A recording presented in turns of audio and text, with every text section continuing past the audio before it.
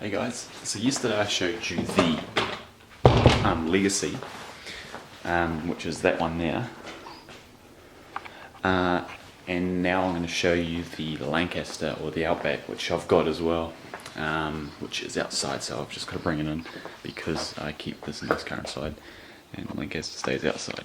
But give me 2 seconds.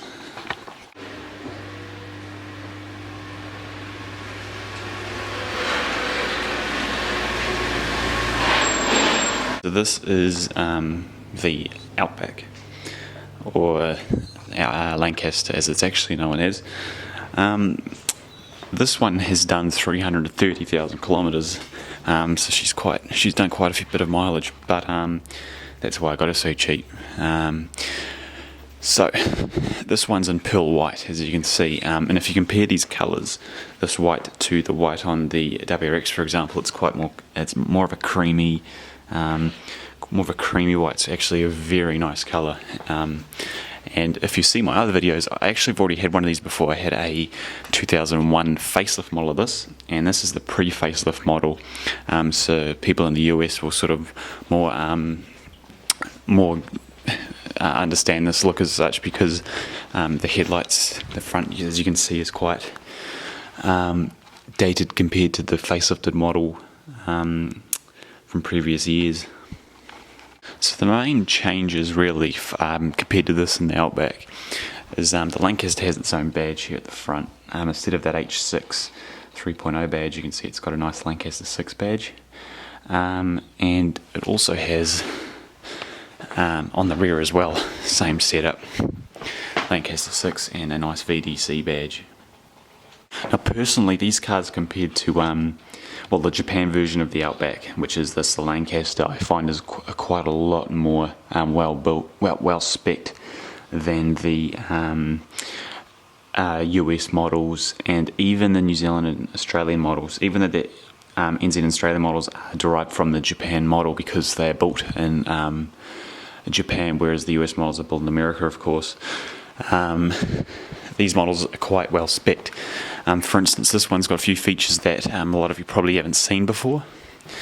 Those features are, if we open up the boot, you've got all your, this one doesn't stay in properly, but you've got your cargo blind, which all of them have obviously, and you've got your cargo net, and that basically slides up from the back seats and hooks onto this bar up here. You've also got the Macintosh audio system, which in my other video for my newer Legacy out there, you've got your subwoofer in the back as usual, and also over here, which everyone seems quite interested in, is the cargo fan. So basically, as you can see, the cargo fan sits here, and you've got a power outlet as well. So if we look behind the power fan, the cargo fan cover, you've got a fan mechanism, which is basically hooked into the front seat, the front driver's seat switch, and it basically turns it on and it sucks air out of this compartment. So if, for example, you're out fishing and you come back from a day fishing, you can pull the blind over and turn this on, and this sucks all of the stink out of the cargo area so it doesn't perforate into the rest of the car.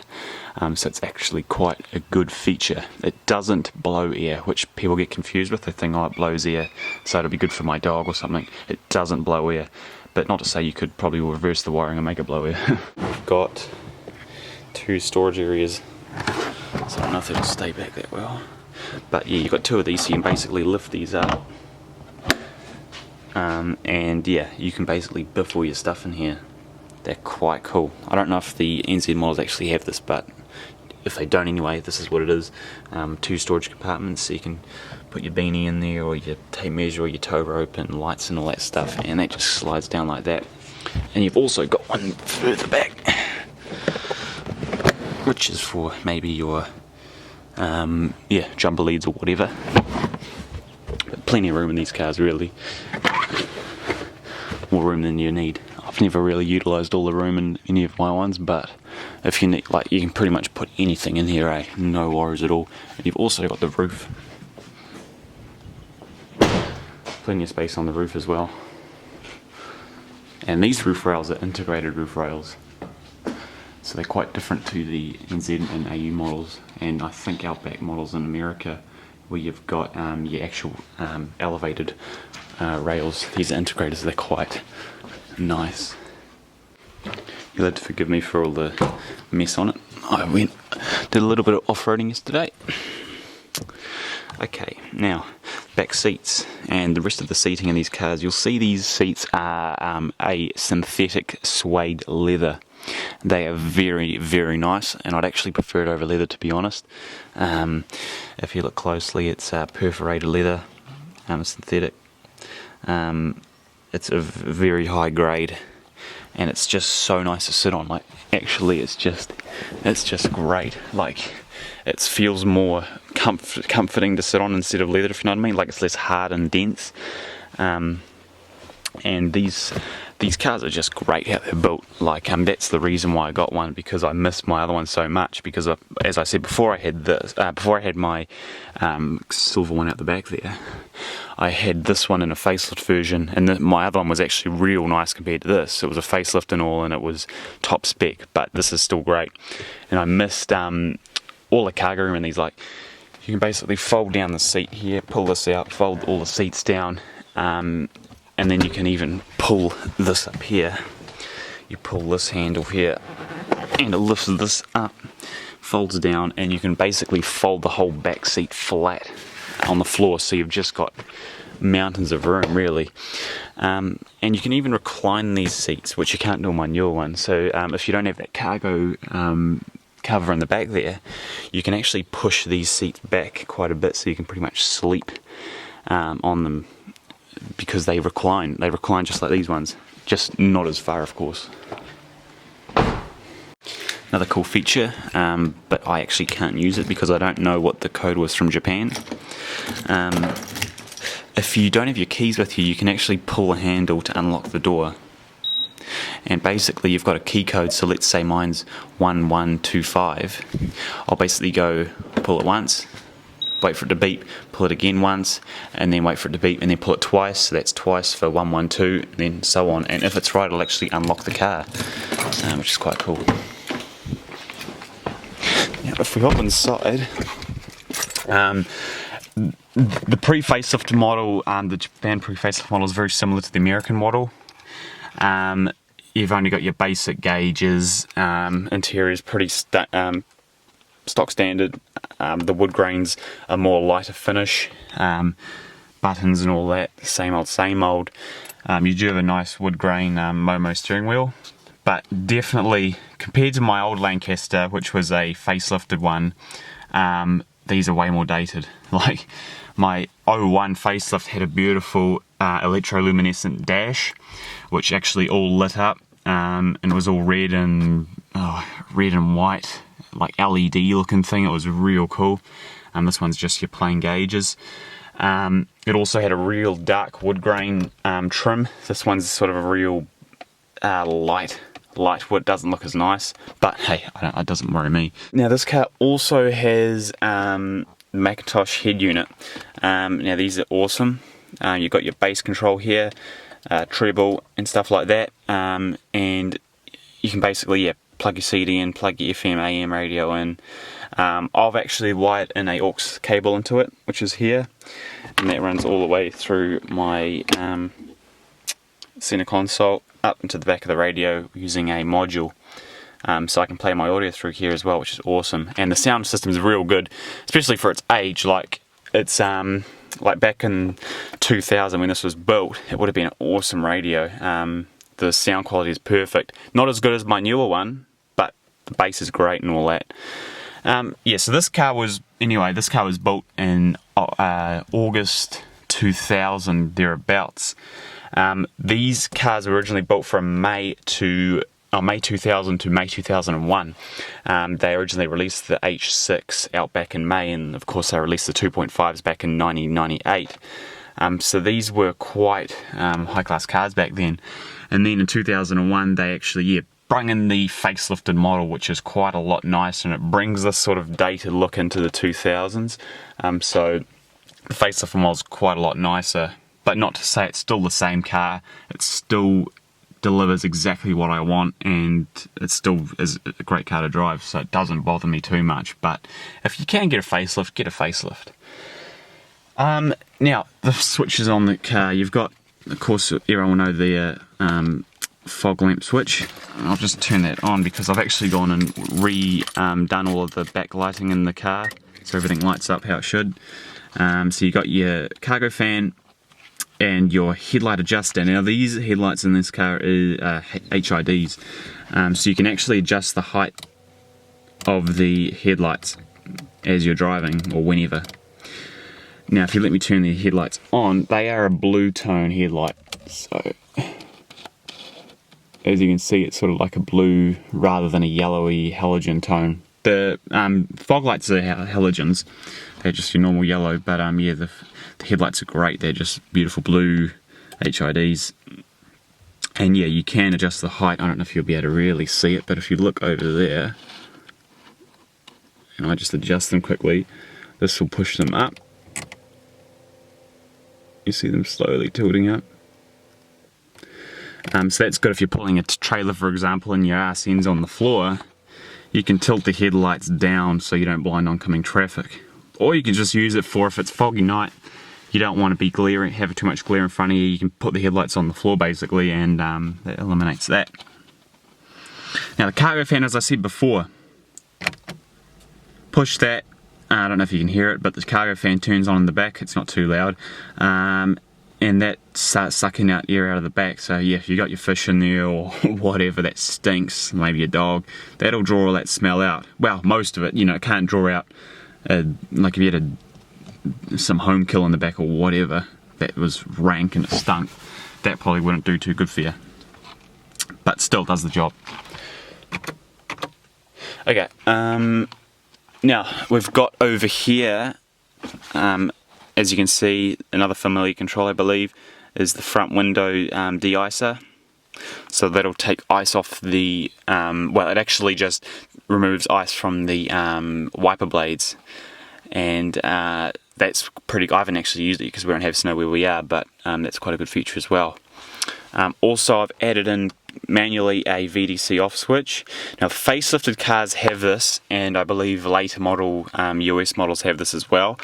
This one sadly didn't have it, and I do need it because I find the VDC sort of limits you when you go off-road or you get a bit stuck, because basically it breaks the wheels that are slipping, and if you're moving fast through mud and your wheels are slipping like hell, you don't really want to have too much braking force going on because you don't want to get bogged. So I've basically just wired this in, if anyone wants to know, into the dashboard using the leftover spare cover thingy, whatever you call it. Wired it through to the engine bay and up into the fuse box over the back there. And I've basically just pronged in 2 terminals into the VDC / front wheel drive fuse holder. And then basically when I push the switch down, it links those up together so it imitates that a fuse is there. And please remember that I actually have put a fuse in the loop in the circuit as well, so I'm not just going direct to the fuse box just to be safe. But yeah, that basically just turns it off and there's no problems. As you can see, the VDC light there, VDC off comes on when I turn the switch on, and when I turn it off it goes out, of course. So it's actually quite good, so you don't have to worry about having an check engine light or anything, because I haven't personally had that come up yet or anything, so I'm assuming it's no harm to the system turning it off while you're driving and not, and it works fine. Turn it off, wheels slip, turn it on, traction control's on, and away you go. To this one I've simply just I bought it a few months ago without tints or anything, so I have tinted it. I have tinted it fully round. Backs are like 20%, which is sort of like factory tint, and then fronts are 35s just to keep it legal. And other than that, it's pretty much all stock.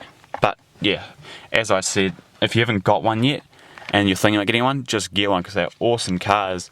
And yes, the 3 litres do use a lot of gas, but it is totally worth it. It's like I've got this one here, this is a 3 litre, and I've got my other one outside a 3 litre. They both, you know, use gas, but I don't mind it.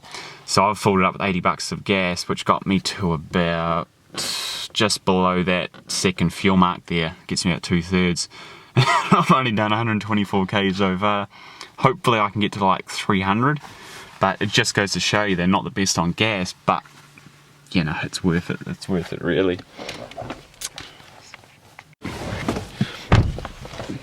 Passengers have plenty of legroom out the front as well. I'm not a big guy, but you know, I'm like just under 6 foot, but plenty of legroom.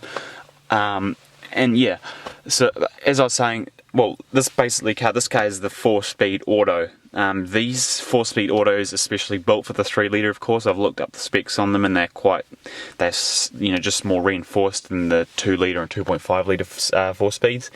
They've got power and hold as well on them. So if you don't know what those are, power is just, yeah, basically changes the shifting pattern so you get that better power delivery. But personally, I actually keep this car on just non-power mode most of the time. I find this car to be a lot better in terms of just not acceleration, but just keeping you moving. Like my other Legacy out there, which is the newer one, I actually find it to be quite hard to drive in terms of when you put your foot down in intelligent mode and you're going up a hill, the car actually won't downshift, so you'll slow down to like 30 km an hour and you've got to manually downshift. It's annoying. But this car, always, like if you're slowing down, it'll downshift and it just monitors the speed a lot better. But it's definitely not as fast as the other one or as fun to drive as such. So the 4-speed, yeah, 4-speed, this one has VDC hooked into it, which is controlled through the VDC module, which they all link together with the ECU and all that. And the torque split in these transmissions are 45 to 55 rear, I believe. So basically these transmissions have a center differential, and hooked into that center differential is a, what is it, a multi-plate transfer or something like that, which basically the clutches push together and bind the diff into a 50-50 split lock sort of thing. So if you're off-road and all your power's, you know, loose up in the front wheels, it'll drive that back into 50-50 split between the front and rear axles. So it's really good off-road. Like if you watch comparison videos between Subarus and Hondas and stuff, like you watch a Honda video, the Honda's always sprinting the front wheels, but these cars have, you know, your 50-50 split, and it's got a differential, so it's not just a clutch splitting power, it's got a diff, so you definitely always got that power going to the back of the car, and vice versa, of course, front of the car as well. So they're just awesome off-road. Yes, those are those headlights there.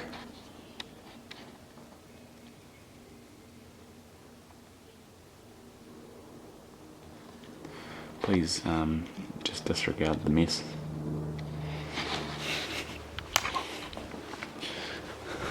And the 16s have those nice nicer alloys with the inner spokes, whereas the 2.5s have a smaller gap here and don't have these little spoke fin thing, whatever you want to call them.